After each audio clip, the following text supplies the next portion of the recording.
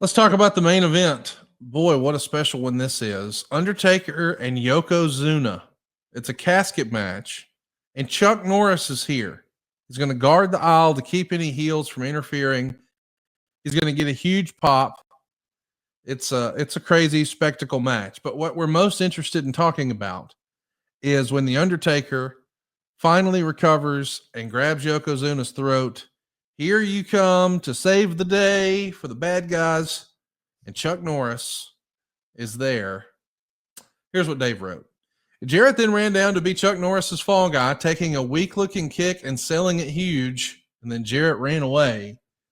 I mean, listen, if you're going to be in a featured spot on this, if there's a chance that a piece of this show gets any mainstream press, gets shown on Sports Center or that sort of thing, this is the spot. You want to be working with Chuck Norris, and you got the opportunity. Did other talent not see the opportunity and you jumped at the chance?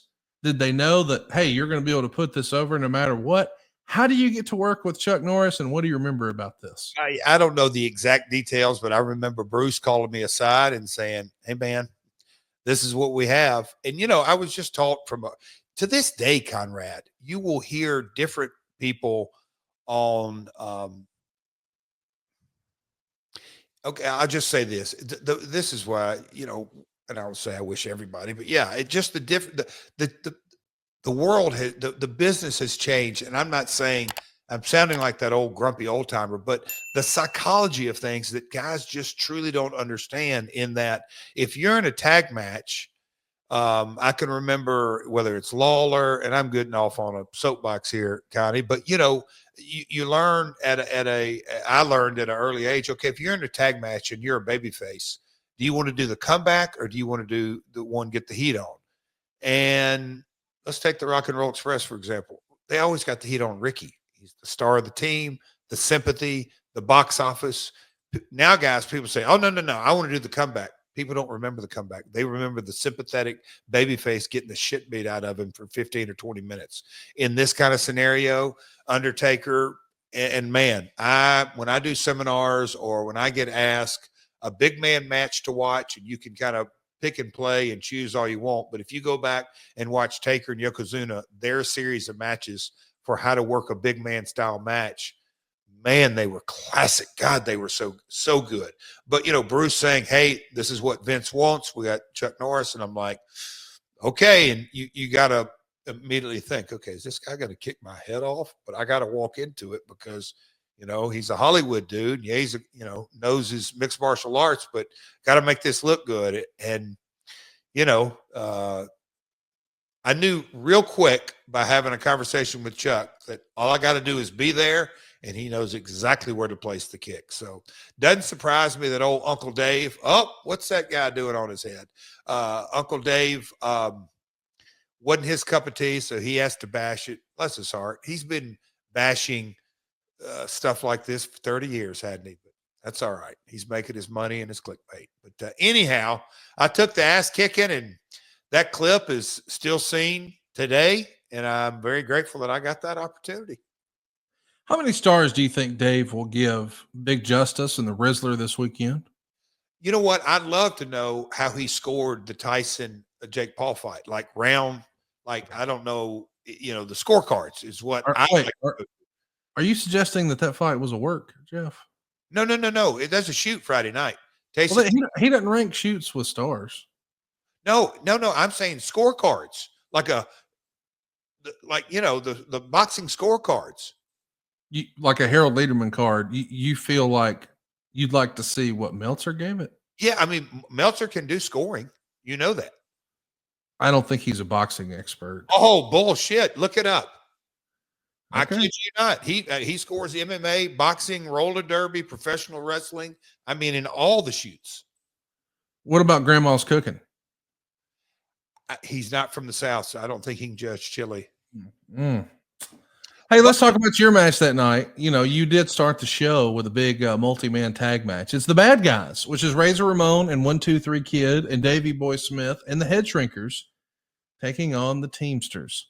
Shawn Michaels, Diesel, Owen Hart, Jim Neidhart, and Jeff Jarrett. Look at there. Yeah. What a photo that is. 21 minutes and 45 seconds.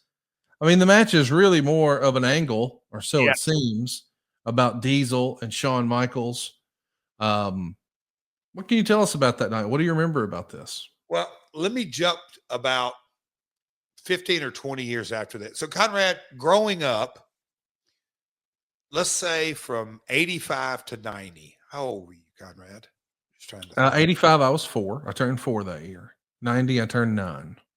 Okay. So I was 3 and then 4 and then 8 and then 9. So you don't really remember the glory years of Survivor Series, do you?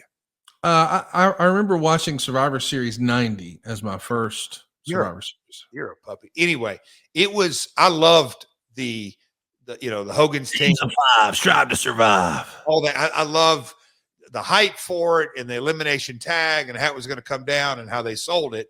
And so as I look back, this was my opportunity to really be a part of an elimination tag. And I can remember getting the layout because by this time, there was no two ways about it. Vince was going with Diesel.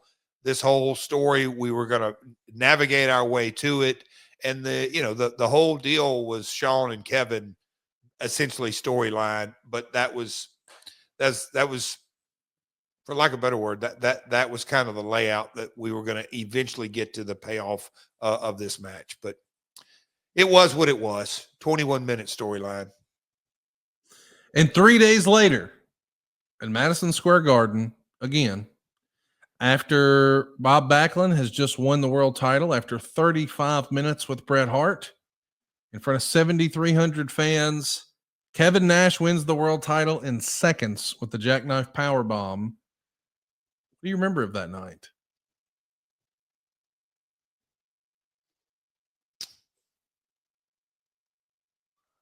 I knew that Kevin didn't want to go along with Bob. I knew that was coming. And I guess the most vivid memory was, oh, they're going to do this quick. And Kevin calls me and says, hey, Vince is going to have a conversation with you, but oppose it to me going around the horn after I beat Bob in MSG. I'm going to go around the horn with you. And what do you think? I'm like, main event payoff, let's roll.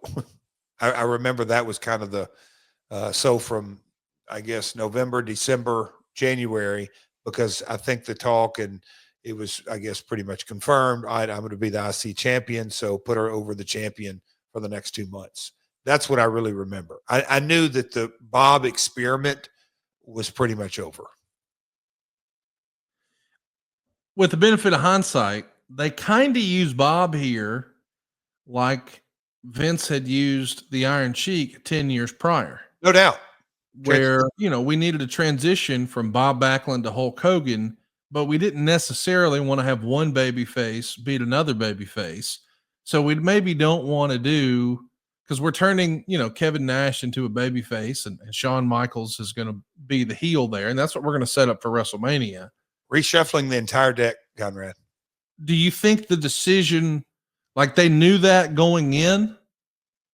Do you think that they knew before the Survivor Series, hey, we're going to go with Diesel and Shawn for the world title, not a co-main event, but the world title at WrestleMania? Or did they make that decision once they saw, hey, man, fans weren't really buying this with Bret and Backlund? Because Bret still winds up wrestling Backlund at WrestleMania 11. I'm just wondering, do you think those plans were made in advance of Survivor Series or in response to Survivor Series? I would, if I had to, I don't know the exact, I believe option A. So here we go.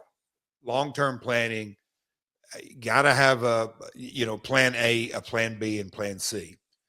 When you saw Shawn and Razor ladder match at WrestleMania, and then they went into 94, opening up the United Center, Chicago, Walter Payton involved, all that, Taker versus the fake Taker, Bret and Diesel.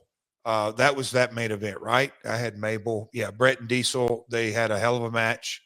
Am I saying that right? Yes. Yeah, I believe so. I think that Vince had to have had it in his mind when he saw the match that Brett had with Kevin and Kevin's size, and knew the dynamic and the ability of Shawn, and like I'm going to position Shawn and Kevin, and they've got to get in that main event slot. How am I going to get there? Well, we just kind of talked about Savage getting let go or come to a disagreement because he's 42. So I think the new generation did fit Bob Backlund. It was still a head scratcher, but he's thinking, I think this is our best slot at doing a transition champion. And Brett, wrestle versus wrestle, and drama and family involved, and everything that went with that. I kind of think Vince started thinking about Mania after SummerSlam, or at SummerSlam, or between SummerSlam and Survivor Series. So I went a long way around to saying is I kind of think before Survivor Series, this was, now they could have captured lightning in a bottle, but for the most part, that's where they were headed. And Double J and Razor were going to do that, and that was just kind of the pieces on the chessboard that he was playing with. Brett would write in his book that he was disappointed that Backlund didn't get more of an opportunity with the title because he felt like he'd done a really good job with the character. And Bruce has talked about on his podcast, Something to Wrestle, that once they made Diesel the top guy, they started to change his character a little bit. You would hear JR talking about on commentary his amateur status as a basketball player for Tennessee and talking about Kevin Nash. And if you go back and you look at some of the promos at the time, very early in this turn to a babyface, he was cutting some pretty hard edge promos. And then, of course, once this switch happens and we're doing sit down conversations and we're talking about Kevin Nash, he sort of becomes just the happy go lucky Kevin Nash that we know now. Do you think sort of lifting the velvet rope, peeling the curtain back a little bit about Diesel and talking about Kevin Nash hurt his status as a drawing champion?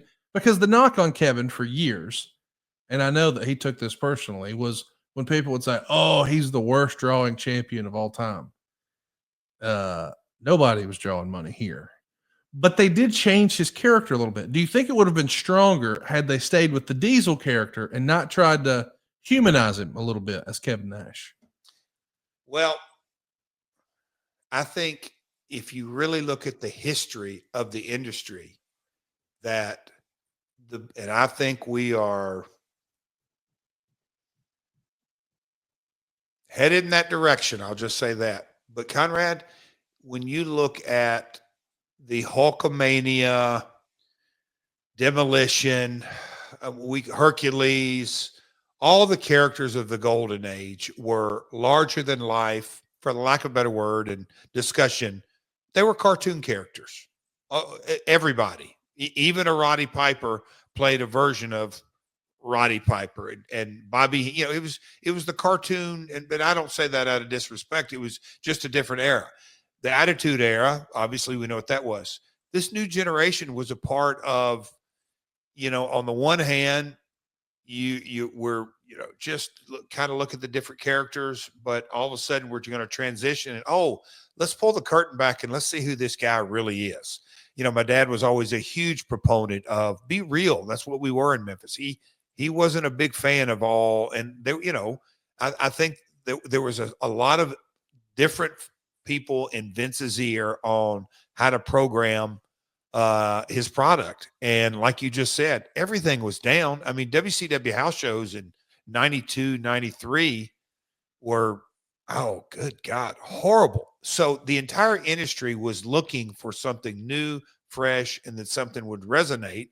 And I think Kevin, although he was the champion, I think he was a part of a science project as well. Hey, let's talk about who the real Kevin Nash is, as opposed to this truck driver. It was a transition period across the board, not just WWF, but WCW and American wrestling as a whole.